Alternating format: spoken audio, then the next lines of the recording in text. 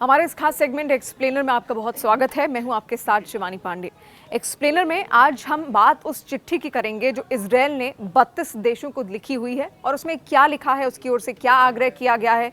Iran को लेकर ये चिट्ठी है, लेकिन ईरान को लेकर क्या बातों का जिक्र उसमें किया गया है, इस पर हम बातचीत करेंगे। लेकिन उससे पहले अगर आपने तमाम न्यूज़ अपडेट्स के लिए न्यूज़ 18 इंडिया के यूट्यूब चैनल को सब्सक्राइब नहीं किया है तो बेल आइकन ज़रूर दबा दीजिए। तो इजरायल की तरफ से 32 देशों को चिट्ठी लिखी गई है और इस चिट्ठी में ईरान को लेकर कई बातों का जिक्र है। जिस तरीके से अब इजरायल की जो वॉर कैबिनेट है वो तैयारी कर रही है और इस पर लगातार 5 बैठकें अब तक हो चुकी हैं और यही उसमें अनुमान लगाया जा रहा है कि वो वक्त कौन सा होगा जब ईरान पर जवाबी कार्रवाई की जाएगी।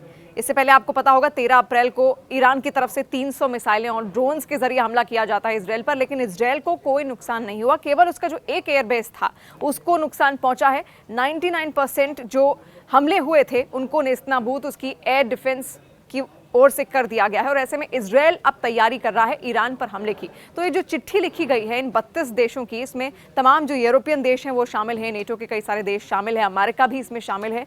इनसे ये आग्रह किया गया है कि ईरान की जो फोर्स है IRGC उस पर पाबंदी लगा दी जाए और इसके अलावा उसको एक आतंकी संगठन भी घोषित कर दिया जाए।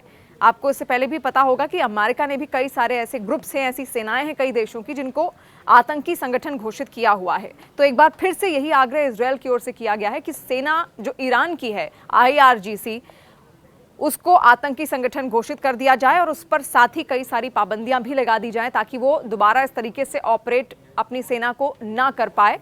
और उस पर पाबंदियां अगर लगेंगी तो कहीं ना कहीं उसकी ऑपरेशन में IRGC जो वहाँ की सेना है उस पर भी ठहराव आएगा और इसी वजह से इजरायल ये बड़ा कदम चाहता है तमाम देशों की ओर से और इसमें 32 देश शामिल हैं जहां पर ये पूरा आग्रह किया गया है। हालांकि अमेरिका की अब जो रिपोर्ट सामने आई है इजरायल के हमले को लेकर कि इजरायल हमला करेगा या फिर नहीं, तो यहां पर अमेरिका ने ये दावा किया है कि इजरायल हमला जरूर करेगा, लेकिन ये उसका हमला सोचा समझा होगा, क्योंकि इजरायल की जो वॉर कैबिनेट है उसमें इसी बातों का डिस्कशन चल रहा है कि हमें कोई नुकसान तो हुआ नहीं ईरान से, लेकिन हम हमला जरूर करेंगे, जवाबी कार्रवाई जरूर हमारी ओर से की जाएगी, लेकिन ये कार्रवाई ऐसी होगी जिसमें किसी भी आम नागरिक को कोई नुकसान नहीं होगा। यानी कि जो बाहरी क्षेत्र हैं ईरान के उनको जो चिन्हित करके इजरायल उन पर आक्रमण कर सकता है ताकि जो अंदर के नागरिक हैं, जो अंदर रह रहे हैं, वो महफूज रह सके और उनको नुकसान ना पहुंचे। तो अमेरिका की एक रिपोर्ट में इस बात का दावा किया गया है। हालांकि अमेरिका ने पहले ही इजरायल को आगाह किया है, चेतावनी दी है कि अगर वो इस वॉर में फिर से घुसता है, ईरान पर जवाबी कार्रवाई करता है, तो अमेरिका अपने कदम पीछे खींच लेगा, उसके साथ नहीं रहेगा। आपको क्या लगता है कि क्या इजरायल वाकई ये पूरी स्ट्रैटेजी बना रहा है और क्या वो वाकई ईरान पर हमला करेगा? वो वक्त कौन सा होगा? फीडबैक अपना कमेंट सेक्शन के जरिए हम तक जरूर पहुंचाइए।